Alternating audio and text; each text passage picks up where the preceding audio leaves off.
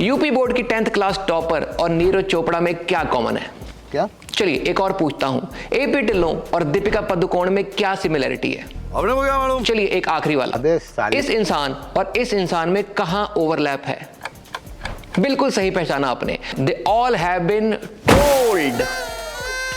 पहले कहा जाता था कि दुनिया गोल है, अब कहते हैं दुनिया ट्रोल है। रोज किसी ना किसी के ट्रोल होने की खबर सुनना उतना ही आसान है जितना कनाडा में पंजाबी ढूंढना। कोई बंदा कोई बात बोल देता है और इंटरनेट ऐसे जल उठता है जैसे नॉर्थ इंडिया का हीट वेव। हमारा ट्रोलिंग अटैक ऑलमोस्ट इंडिया के बॉलिंग अटैक जितना ही स्ट्रांग हो गया है। हम बस गिल्लियां उड़ाने को तैयार बैठे हैं और गालियों का क्रिएटिविटी लेवल एकदम Shakespeare meets Delhi public school. कौन सी ऐसी गाली है जिसमें बड़ा मजा आता है आपको? पूरी दुनिया बिग बॉस का घर बन चुकी है जहां सबको चाहिए या तो टीआरपी या देखना है दूसरों के घरों में कलेश। ट्रोलिंग कुछ लोगों की, कईयों के लिए ओलंपिक स्पोर्ट और बाकी लोगों के लिए बिजनेस। कुछ ट्रोलिंग में एक्टिव, कुछ पैसिव और बाकी सब एग्रेसिव।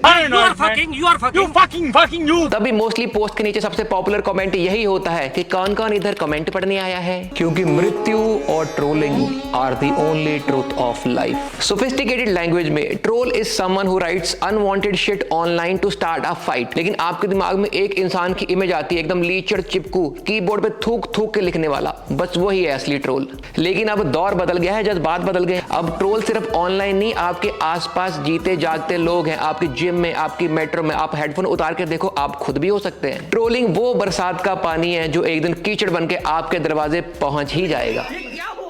सबसे ज्यादा ट्रोलिंग के हार पड़ते हैं सेलिब्रिटीज को, क्योंकि किसी फेमस बंदे को ट्रोल करना उतना ही सेटिस्फाइंग है जितना पीठ के किसी अनरीचेबल स्पॉट पे खुजली करना। और वैसे भी जहां पहुंचने में मेहनत लगे वहीं तो उंगली करने में मजा आता है। ये थोड़ा गलत साउंड कर रहा है। लेकिन अब जर्नलिस्ट से लेकर जिम जाती लड़कियां, इन्फ्लुएंसर से लेकर इंटरनेशनल एथलीट्स, एक्टर से लेकर डिप्लोमेट, सब एक लाइन से ट्रोल हो रहे हैं। लोगों को कोई बात पसंद ना आए, बस बरसाती मेंढक निकल आते हैं।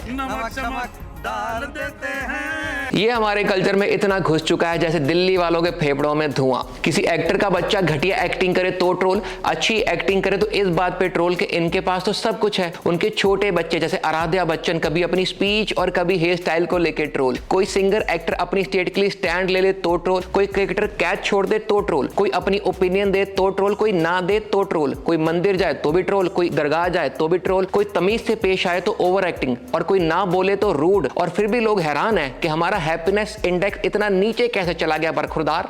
अबे प्रॉपर लोग तो शाहरुख और आमिर जैसे लेजेंड्स को भी ट्रोल करने से बात नहीं आते। और नहीं, सिर्फ इनकी एक्टिंग पर नहीं, कभी इनके धर्म पर, कई बार इनके ओपिनियन देने पर और कई बार ओपिनियन ना देने पर। क्योंकि डिजिटल इंडिया में सबसे ज्यादा ट्रांजैक्शन यूपीआई के अलावा ऑनलाइन गालियों का ही होता है, और उस पे ना जीएसटी भी नहीं लगता। आमिर खान ने जब से वो इंटॉलरेंस वाला दिमाग दिया है ना, तब से भाई लग गए। और दूसरा पीके। अब देखिए, मैं सब धर्मों की इज्जत करता हूं और कोई मूवी देख के मेरे दिमाग में किसी धर्म के लिए इज्जत जरा सी भी कम नहीं होती। लेकिन उस भाई के बॉयकॉट के इतने सीजन आ चुके हैं जितने इंडियन आइडल के भी नहीं आए। तो मेरे को कहा आना है। अब ये तो मत कहिए कि इसमें आर्टिस्ट का क्या धर्म है, ये मैटर नहीं करता। आमिर भाई ने ही सत्यमेव जयते में देश के रियल मुद्दे उठाए थे, 3 इडियट्स में सिस्टम के स्क्रू टाइट किए थे, और दंगल में नेशनल एंथम के टाइम पूरे देश का छाती चौड़ा कर दिया था। अबे मूव ऑन करो यार। अगर मूव ऑन नहीं करना आता तो रणबीर भाई या सलमान भाई से पूछ लो। कई बार एक्टर्स के फिल्मी कैरेक्टर को लेके इतने कांड हुए हैं कि उनको थप्पड़ मारने और नाक काटने पे 10-10 लाख के इनाम घोषित हुए हैं। थप्पड़ के 10 लाख, इतना महंगा थप्पड़। अब थप्पड़ गुड़गांव की प्रॉपर्टी से कंपीट करेंगे। और दूसरा नाक काटना, ये बात सुनने में कितनी फनी लगती है, आप बिना हंसे धमकी में कैसे बोल पा रहे हो? अब ये बताइए कि अगर ये वाली धमकियां इतने मशहूर लोगों को शरेआम दी जा रही हैं बिना एनी रिपरकशंस, तो हम जैसे आम लोग क्या ही उम्मीद रखेंगे? बात तो सही है। फिर लोग कहते हैं कि बॉलीवुड वालों को इतनी फुटेज को मिलती है। भाई तू ही तो कमेंट करके उनके एल्गोरिदम का ईएमआई भर रहा है। क्या बात कर रहे हैं? जब बैंगलोर में पानी खत्म हुआ और लोग पानी के टैंकर के साथ हंगर गेम खेल रहे थे, तो हमने इंस्टाग्राम पे रील्स तो अंबानी शादी के ड्रोन शॉट का ही देखा ना। जजमेंट तो हम स्विगी डिलीवरी वाले से भी जल्दी दे देते हैं। कोई बंदा कुछ बोलता है नहीं और उसके बम्बू पहले लग जाते हैं। आप लोग बेडरूम रोल प्ले में भी नाराज फूफा बनते हो क्या? फिर लोगों ने बॉलीवुड को नीचा दिखाने के लिए ये कहना शुरू कर दिया कि साउथ सिनेमा बेटर है। I totally agree, south cinema बहुत ही बढ़िया है, एकदम फ्रेश है, फ्लावर नहीं फायर है। लेकिन उनकी प्रेज तब तक ही है जब तक वो आपके नैरेटिव का गूगल डॉक फॉलो कर रहे हैं। जिस दिन किसी एक एक्टर ने बोल दिया कि Hindi is not our national language, तो आपका मेल्टडाउन ऐसा होगा जैसे विंडो एक्सपी में एरर आती है।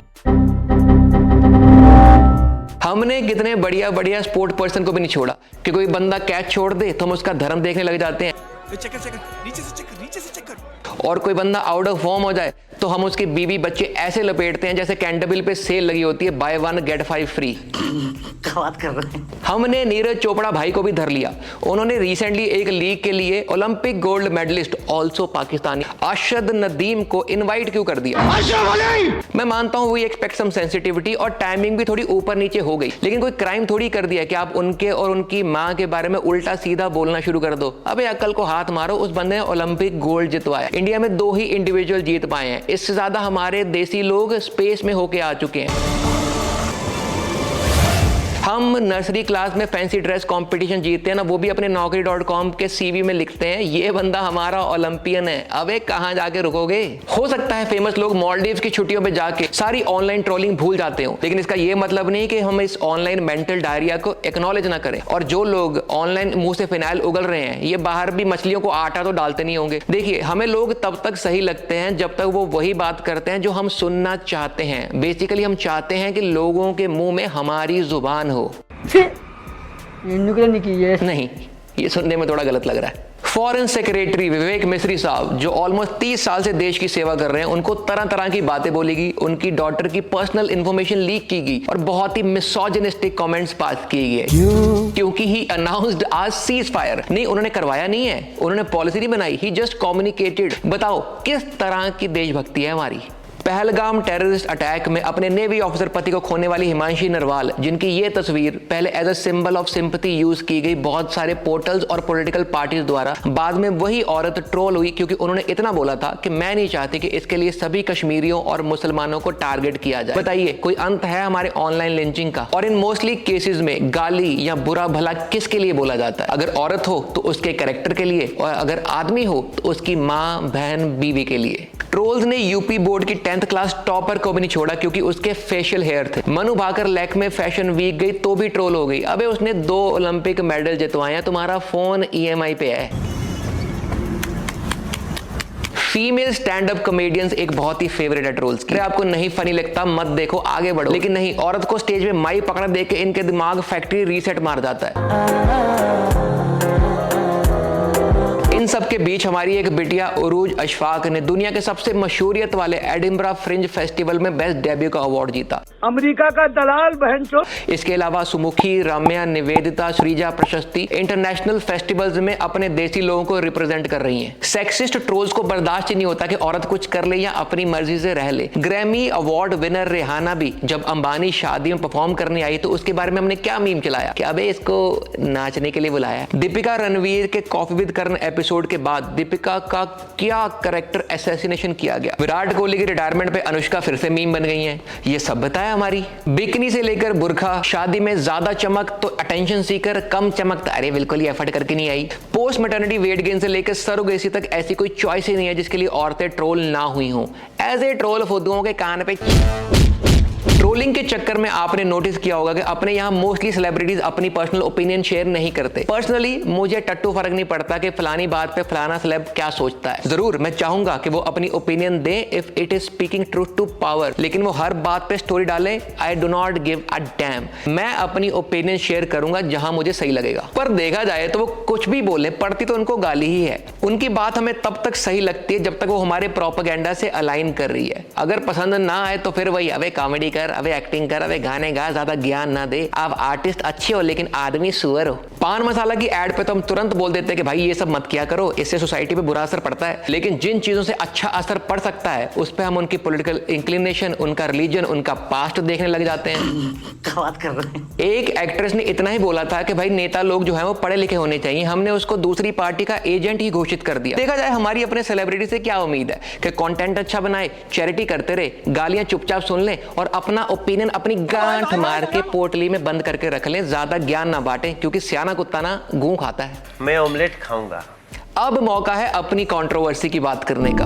आइए देखते हैं, बैठचंद मजा आएगा। रिसेंटली एक शो पे मेरा रिमार्क बहुत ही वायरल हुआ। एक पार्टिसिपेंट आए जिन्होंने बोला कि वो केरला से हैं और वो वोट नहीं करते, और मैंने बोला था कि केरला सर 100% लिटरेसी सर, और ये उसी कॉन्टेक्स्ट में बोला गया था कि देखो भाई सबसे पढ़े लिखे लोग भी वोट नहीं कर रहे तो हम जैसे तो हुए वो भी। इसके बाद कोई भी डेरोगेटरी फॉलोअप नहीं था, कोई गाली गलौज नहीं थी। ना मैं रेसिस्ट हूं, ना मुझे प्रूव करने की जरूरत है, ना मुझे ये बताने की जरूरत है कि मुझे केरला कितना पसंद है, मेरे कितने दोस्त मल्लू हैं। इनफैक्ट ये वीडियो भी एक मल्लू ने ही एडिट करी है।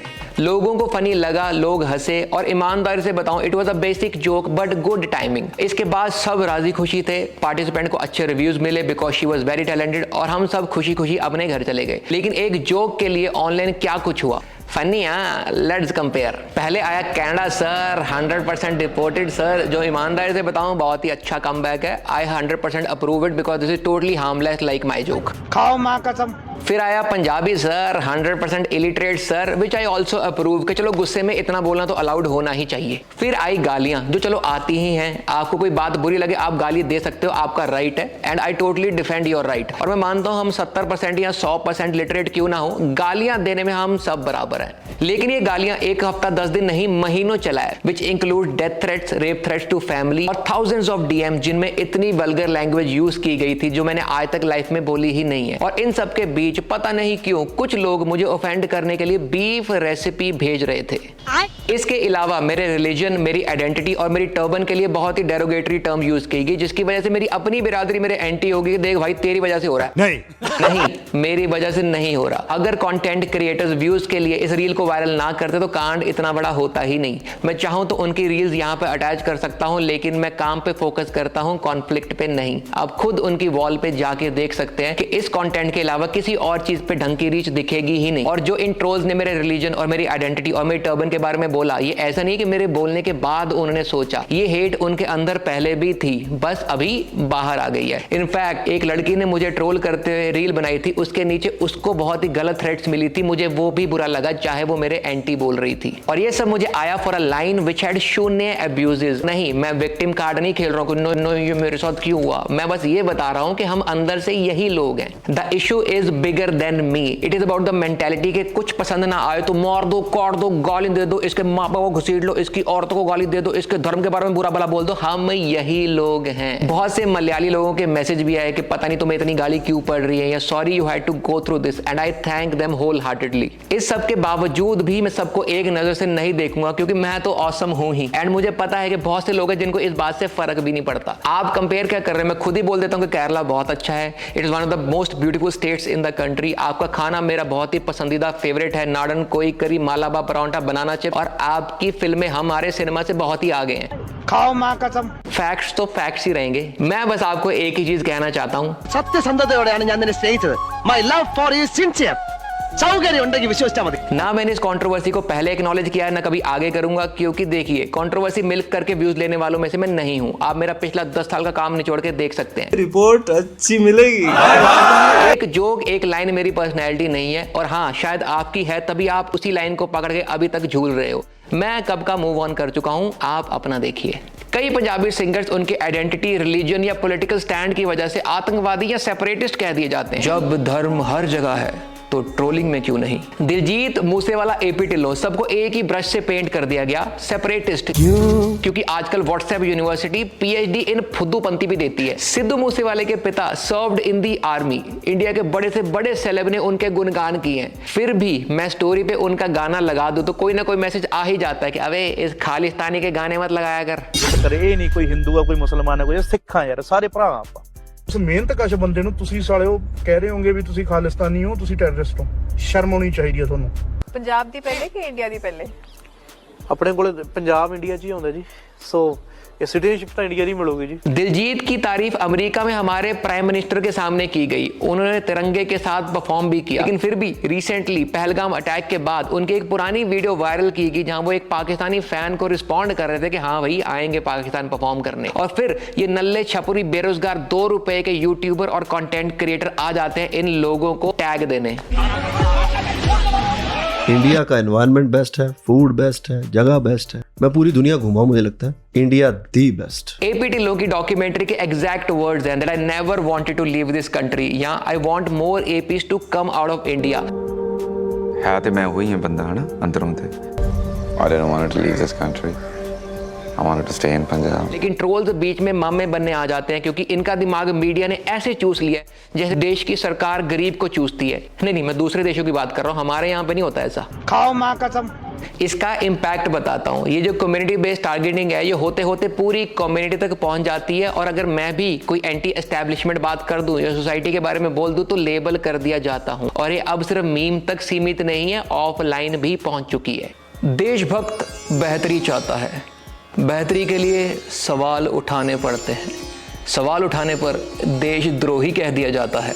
हैंस प्रूव्ड देशभक्त इज इक्वल टू देशद्रोही। This is paradox. प्रॉब्लम सिर्फ ट्रोलिंग नहीं है, प्रॉब्लम यह है कि ये एआई जनरेटेड नहीं, ये असली लोग हैं जो पूरे होश में ये बातें लिख रहे हैं। क्या बात कर रहे हैं? तो इनका कोई तो पुर्जा ढीला है, कोई तो दवाई मिस हुई है, कहीं तो इनका सर टकराया है। इनका वाईफाई स्ट्रांग है लेकिन एम्पैथी 2G पे अटकी हुई है। अक्सर कह दिया जाता है do not feed the trolls, but do you think it does not get to you? कोई इंसान रेडी नहीं होता अपने परिवार के बारे में इतनी गलत बातें सुनने के लिए। प्लस सेलिब्रिटीज खुल के गाली भी नहीं दे सकते। ये नहीं कि किसी ट्रोल ने कुछ बोल दिया और तुम रिप्लाई कर दो चलो जाके मरा, बिकॉज हमें अपने सेलिब्रिटी संस्कारी चाहिए। पॉलिटिशियन क्रिमिनल भी चलेंगे। इस कंट्रोवर्सी कंज्यूमिंग जनरेशन में trolls have become the new entertainers, और हम पॉपकॉर्न लेके कमेंट सेक्शन में तालियां पीट रहे हैं। याद रखो तुम स्पेशल नहीं हो, हम सब में हिपोक्रेसी फूड ब्लॉग्स के अमूल बटर से भी ज्यादा है। कोई सेलेब अपनी ओपिनियन दे दे तो तुरंत अवे अनपढ़ ड्रॉप आउट, और कोई बोल दे कि नेता अनपढ़ नहीं होना चाहिए तो देखिए एजुकेशन सब कुछ नहीं होती। अच्छा ही कोई विदेशी हमारे यहाँ पे आके साड़ी पहन ले तो देखो हमारा कल्चर बेस्ट है, और अपने वाले उनका कुछ फॉलो कर ले तो ये सब बिगड़ गए हैं, हेलोवीन मना रहे हैं। अच्छा ही जब कोई दूसरा देश हमारी तारीफ करे तो विश्व गुरु, और बुरा बोल दे तो वेस्टर्न प्रोपेगेंडा है जी। अच्छा ही इट इज ओके, हर किसी का ओपिनियन आपके इको चैम्बर का वॉइस नोट नहीं होगा। थोड़ा डिसएग्रीमेंट होना भी डेमोक्रेसी का प्रूफ है। ट्रोल और दंगाई भीड़ में सिर्फ वेपन का फर्क है। हम अक्सर कहते हैं कि अगली जंग डिजिटल वॉरफेयर होगी, तो आप भी टिकिंग टाइम बॉम्ब ही हो। जो लोग ट्रोलिंग करते हैं या पैसिवली एंजॉय करते हैं, एक बार ठंडे दिमाग से सोचो कि इस ट्रोलिंग की दीवार के एक तरफ आपका अपना बच्चा खड़ा है, या ट्रोल हो रहा है या ट्रोल कर रहा है। खुद हम अपने परिवार के बारे में इतनी सी बात भी नहीं सुन पाते, लेकिन दूसरे को तब तक पुश करते हैं जब तक उसकी नस काटने की नौबत ना आ जाए। शायद तब आपको महसूस हो कि जिसको आपने इतनी गालियां दी हैं, उस छोटी सी बात के लिए जो आप इग्नोर करके आगे भी बढ़ सकते थे, वो भी आपकी तरह एक इंसान ही है। मुझे अक्सर जिंदगी की रैंडम बातें याद रह जाती हैं। बचपन में किसी दोपहर DD1 पे राजेश खन्ना साहब की मूवी लगी थी, जिसमें गांव वाले एक औरत को पत्थर मार रहे होते हैं क्योंकि उसने कोई पाप किया है, और राजेश खन्ना साहब उनको रोकने के लिए इतना ही कहते हैं कि पहला पत्थर वो मारे जिसने खुद पाप नहीं किया। आप भी अगली बार पत्थर मारने से पहले यही सोचिएगा, शायद इरादा बदल जाए। खत्म। Bye bye, tata, goodbye, गया।